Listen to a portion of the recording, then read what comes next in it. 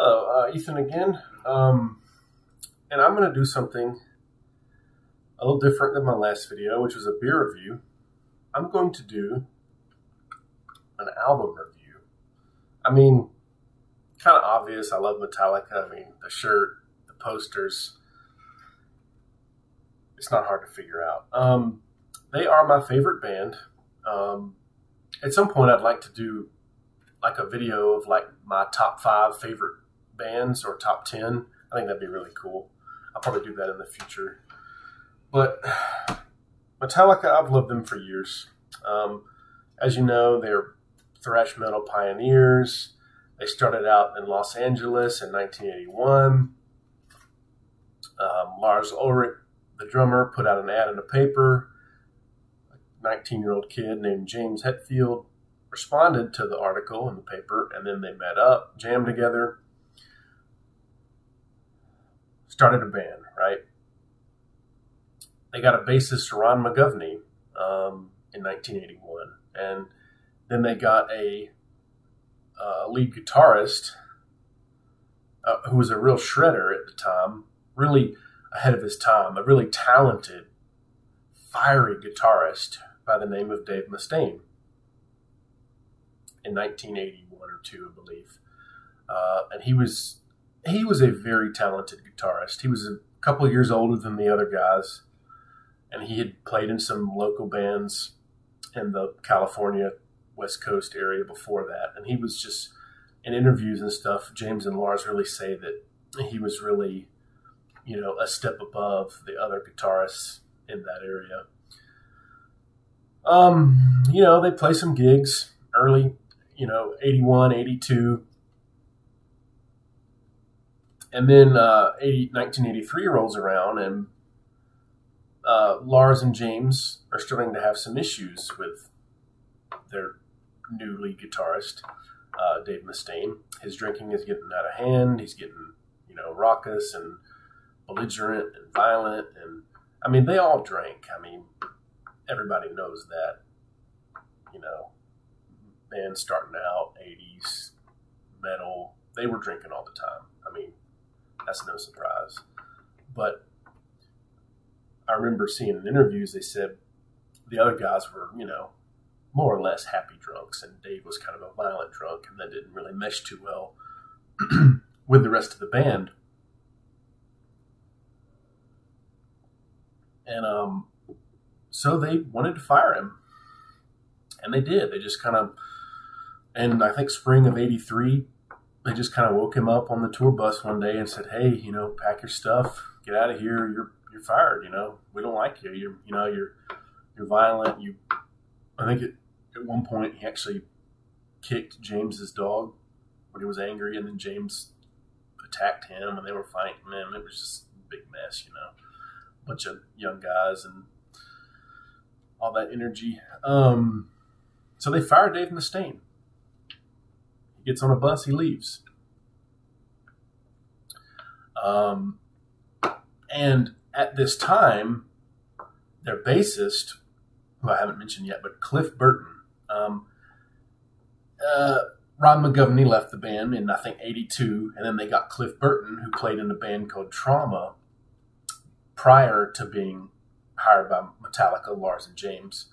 And they saw this bassist when they went to see this band Trauma, and they saw this like wild red hair flying and these crazy bass lines, and they were like, "We have to get this guy. I mean, this guy's crazy. He's what we need."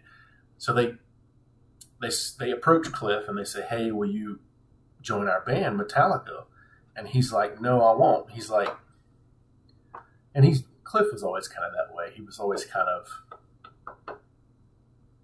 he wouldn't just go with the flow because it was expected of him. He was kind of an innovative, he did his own thing. And that's why he was such a legend, really. And he's like, "No, I won't join.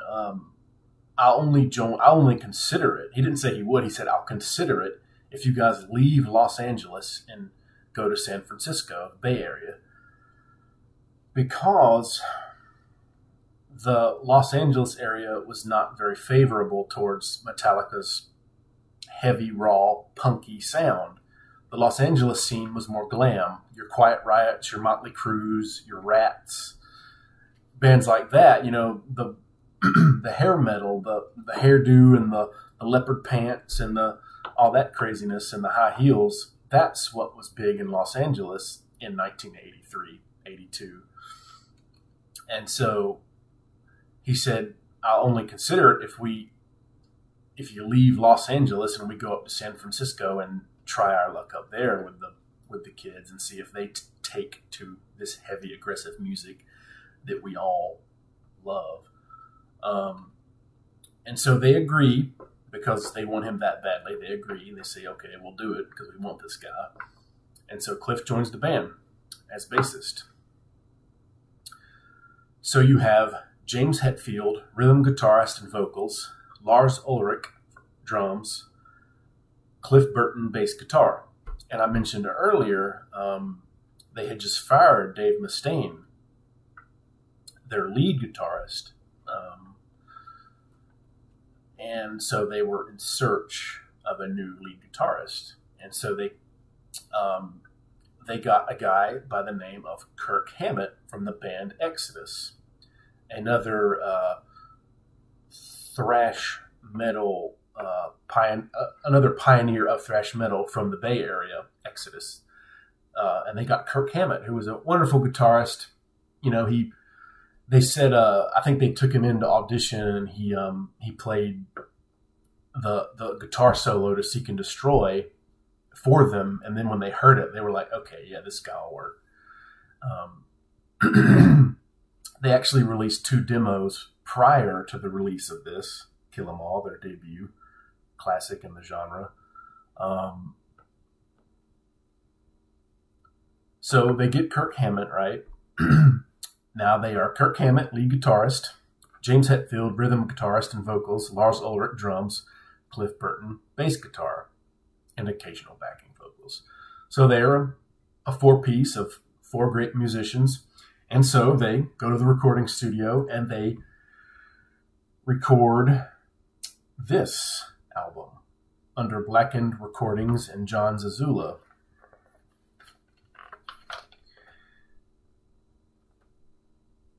And the track listing is as follows. The producer is John Zazula, who I think in a few years prior to the recording of this, he heard their demo and he was like, man, these guys they sound so different. I mean, they're so aggressive and raw sounding. They didn't sound anything like Motley Crue or, you know, Quiet Riot or Kiss or whatever, the glam metal, although I do love Kiss. So he signs them. They have a record label and they release Kill 'Em All in July 25th of 1983. All the members, I think James and Lars were 19, Kirk was 20, and Cliff might have been 21 at the time, or 20. The track listing is as follows. Hit the Lights, The Four Horsemen, Motor Breath, Jump in the Fire, Whiplash, Phantom Lord, No Remorse, Seek and Destroy, and Metal Militia. 10 tracks. All classics. I love this album. I mean, is it my favorite Metallica album? It's hard to say. It depends on the day and the mood. It's in the top 4.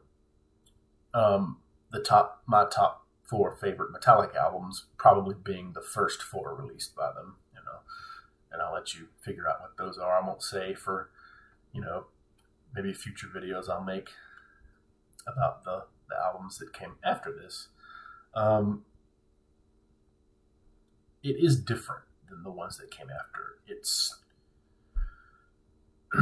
It's fast, raw, and aggressive, and it has a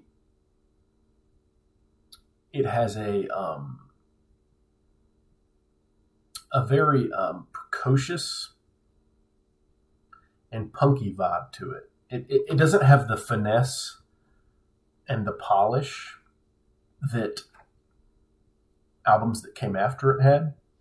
But I like that rawness and that lack of finesse, because I think that's what ultimately heavy metal music is. It's not supposed to sound smooth and, flowy. It's supposed to be aggressive and fast and heavy. It's heavy metal after all. And this definitely lives up to that. This is so influential to the metal genre. I mean, you had Black Sabbath, Judas Priest, and Iron Maiden before these guys, and bands like Diamond Head, Saxon, Accept from Germany, that influenced these guys greatly. I mean, Black Sabbath, absolutely, huge influence to these guys. But these guys did take it a step further. What they did is and I've read this online from, multiple places, that they combined punk rock with new wave of British heavy metal music to sort of the guitar riffs and the licks of the metal music from England combined with punk, the fast pace of punk.